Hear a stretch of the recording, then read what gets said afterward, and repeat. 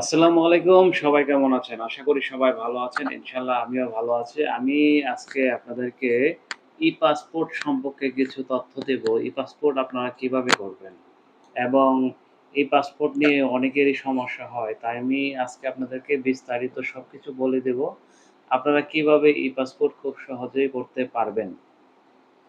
E-passport করতে কি document লাগে? এই প্রশ্নটা প্রতিদিনই আসে। এক নজর দেখে নিন বর্তমানে ই-পাসপোর্ট অ্যাপ্লিকেশন করার সময় কি ডকুমেন্ট আপনার প্রয়োজন হয়। আপনি যদি বিদেশে অবস্থান করেন, তাহলে আপনার বর্তমান পাসপোর্ট লাগবে ১ নাম্বার। আর যদি আপনি নতুন হন, তাহলে আপনার তার বর্তমান পাসপোর্ট নাই। ২ নাম্বার জন্ম নিবন্ধন অথবা ন্যাশনাল আইডি কার্ড, যেটা অনলাইনে ইংরেজিতে করা আছে। আপনার যে জন্ম নিবন্ধনটা আছে, সেটা অবশ্যই ইংরেজিতে করা থাকতে হবে। অথবা আপনার এনআইডি কার্ডেও ইংরেজি নাম থাকতে হবে। নিজের নাম এবং জন্ম তারিখ, আপনার নিজের নাম এবং জন্ম তারিখ, পিতামাতার নাম, বর্তমান পাসপোর্ট সাথে 100% মিল হতে হবে। আপনি যদি বিদেশে অবস্থান করে থাকেন বা পাসপোর্ট রিনিউয়াল করবেন, তাহলে আপনার এই বাবার নাম, নিজের নাম এবং মায়ের নাম, অ্যাড্রেস সম্পূর্ণ কিছু আপনার এটার সাথে কিন্তু মিল থাকতে হবে। তাহলে কিন্তু আপনি ই-পাসপোর্ট করতে পারবেন। আর যদি আপনার এনআইডির সাথে এই তথ্য মিল না থাকে, তাহলে আপনাকে জন্ম নিবন্ধন দিয়ে করতে হবে। আর আপনি এম্বাসিতে গেলে তাদের সহায়তা নিতে পারেন। ব্যক্তিগত নাম্বার, আপনার যে ফোন নাম্বার আছে সেটা পরিবর্তন হলেও সমস্যা নাই। কিন্তু আপনি আপনার ব্যক্তিগত নাম্বার যেটা এখন চালান সেটা আবার আপনি দিয়ে দিবেন, তাহলেই হবে। ৩, নিজস্ব একটি ইমেইল অ্যাড্রেস থাকতে হবে। আমরা যারা স্মার্টফোন ব্যবহার করি, তাদের সবারই কিন্তু একটি জিমেইল অ্যাড্রেস ছাড়া বা ইমেইল ছাড়া কিন্তু আপনি মোবাইল কিন্তু লগইন করতে পারবেন না বা চালাতে পারবেন না। ৪ নাম্বার সিঙ্গাপুরের মোবাইল নাম্বার। আমি একটু আগে বললাম না যে আপনার বর্তমান যে নাম্বারটা চালান, সিঙ্গাপুরের ৮ ডিজিটের আপনি ফোন নাম্বার। আর অন্য ভাইয়েরা যে দেশে অবস্থান করছেন, তারা যদি কেউ মালয়েশিয়াতে অবস্থান করেন বা কেউ সৌদি আরবে অবস্থান বা অন্য যেকোনো দেশে, আপনি আপনি অবস্থানরত যে নাম্বার ব্যবহার করেন, সেই নাম্বারটা দিবেন। এবং জরুরি যোগাযোগের ব্যক্তিগত নাম, ঠিকানা, মোবাইল নাম্বার বাংলাদেশের। মানে আপনার পরিবারের, মানে আপনার বাবা অথবা স্ত্রী অথবা মা, যারা মানে আপনার গার্ডিয়ান, আপনার যদি প্রবাসের মাটিতে কিছু করা হয়ে যায়, কোনো কারণবশত দুর্ঘটনা ঘটে, তখন তো আপনার সাথে কনট্যাক্ট করার জন্য একটা নাম্বার প্রয়োজন হয়, যেটাকে বলা হয় এমার্জেন্সি নাম্বার। এমার্জেন্সি নাম্বারটা আপনার পরিবারের যেকোনো একজনের নাম্বারটা দেবেন। এই নাম্বারটা যেন সবসময় অ্যাক্টিভ থাকে, সেই নাম্বারটাই দিবেন। আর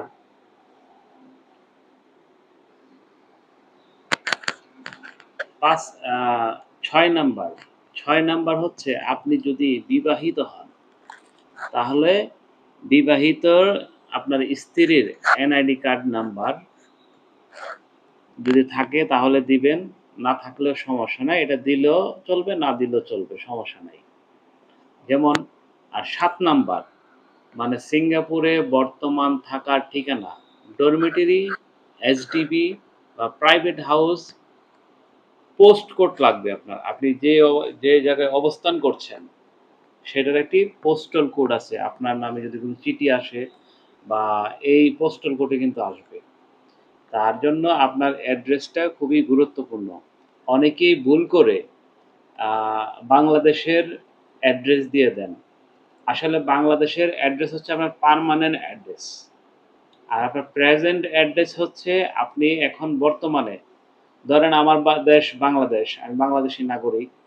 তা আমি তো আমার জন্মস্থান বাংলাদেশ, আমার পার্মানেন্ট অ্যাড্রেস তো বাংলাদেশে। আমি তো আর সিঙ্গাপুরের নাগরিক না।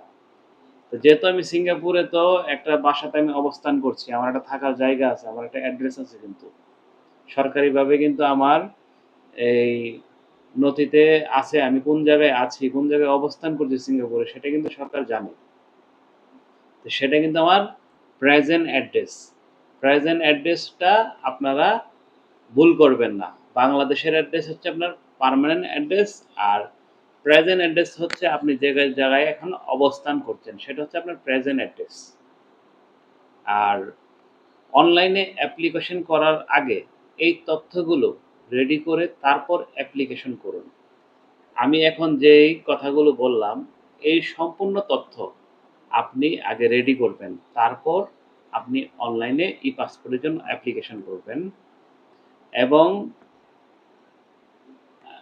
প্রেজেন্ট অ্যাড্রেস অবশ্যই সিঙ্গাপুরের দেবেন। আপনি যদি মালয়েশিয়াতে থাকেন বা সৌদি আরবে থাকেন বা বাহরাইনে থাকেন, যে কোনো দেশেই থাকেন, আপনার প্রেজেন্ট অ্যাড্রেস আপনি যে জায়গায় অবস্থান করছেন সেই জায়গারই কিন্তু দেবেন। আর আমি আপনাদেরকে গভর্নমেন্টের যে ই-পাসপোর্ট করার যে লিঙ্কটা আছে সেই লিঙ্কটা আমি দিয়ে দিব ডেসক্রিপশন বক্সে। আপনারা সেই লিঙ্কে গিয়ে আপনারা অ্যাপ্লাই করতে পারবেন এবং এই সম্পর্কে যদি আপনাদের আরো বিস্তারিত কিছু জানার থাকে তো অবশ্যই আমার ভিডিওতে আপনারা কমেন্ট করবেন। আমাকে কমেন্ট করে জানাবেন যে আমি এই সমস্যা ফেস করছি, তাহলে আমি আবার আপনাদেরকে নতুন করে কি দেওয়া যায় আমি সেভাবে চিন্তা ভাবনা করে আমি আপনাদের জন্য আরেকটি নতুন ভিডিও নিয়ে আসবো। আমি আপনাদেরকে আবারও বলে দিচ্ছি, আপনি ই-পাসপোর্টের জন্য কি করবেন? আপনার ১ নাম্বার বর্তমান পাসপোর্ট। আপনি যদি দেশের বাহিরে অবস্থান করেন। আর যদি বাংলাদেশে অবস্থান করেন তাহলে আপনার এনআইডি নিয়ে যাবেন আর পাসপোর্ট ফর্ম ফিল আপ করবেন। আপনার পাসপোর্টের জন্য আবেদন করবেন। ২ নাম্বার আপনার জন্ম নিবন্ধন, এনআইডি কার্ড অবশ্যই ইংরেজিতে থাকতে হবে। আর আপনার নিজের নাম, জন্ম তারিখ, পিতামাতার নাম ও বর্তমান পাসপোর্টের সাথে 100% মিল থাকতে হবে। আপনি যে পাসপোর্টে এখন বিদেশে অবস্থান করছেন, সেই পাসপোর্টের সাথে অবশ্যই মিল থাকতে হবে। তা না হলে কিন্তু আপনি ই-পাসপোর্ট করতে পারবেন না। এবং আপনার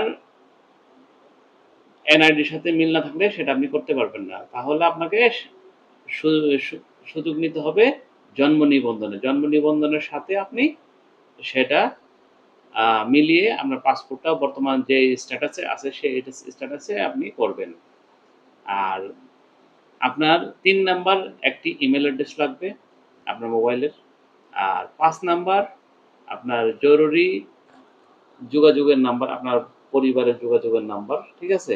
আর ৬ নাম্বার আপনি যদি বিবাহিত থাকেন তাহলে বউয়ের এনআইডি কার্ডের নাম্বারটা দিবেন, না থাকলে না দিলে চলবে, সমস্যা নেই। আর সিঙ্গাপুরের বর্তমান ঠিকানা অবশ্যই আপনি যে জায়গায় অবস্থান করেন। ধরেন আমি এখানে বসে আছি এখন। এটা কিন্তু আমার প্রেজেন্ট অ্যাড্রেস। এটাকেই বলা হয় প্রেজেন্ট। মানে আমি এখানে উপস্থিত আছি। আমি কিন্তু এখানে বাংলাদেশে না, আমি কিন্তু এখন সিঙ্গাপুরে। তো এই জিনিসগুলা অবশ্যই মাথায় রাখবেন। আর যদি কোনো সহযোগিতার প্রয়োজন হয় তাহলে হ্যালো মাই বাংলাদেশ ইউটিউব চ্যানেলে আমার এই ভিডিওতে আপনারা কমেন্টে জানাবেন। আমি আপনাদেরকে চেষ্টা করব সহায়তা করার জন্য। তো আর যদি আমার ভিডিওটি আপনাদের ভালো লাগে লাইক করবেন, শেয়ার করবেন, কমেন্ট করবেন এবং সাবস্ক্রাইব করবেন। দেখতে, দেখতে ভালো লাগা, দেখতে, দেখতে ভালোবাসা কিন্তু হয়ে যাবে। আপনাদের মন একদিন আমি ঠিকই জয় করে নেব। তো আল্লাহ হাফেজ। আপনারা সবাই ভালো থাকবেন। ইনশাআল্লাহ আবারও দেখা হবে নতুন কোনো ভিডিও নিয়ে। ভালো থাকবেন।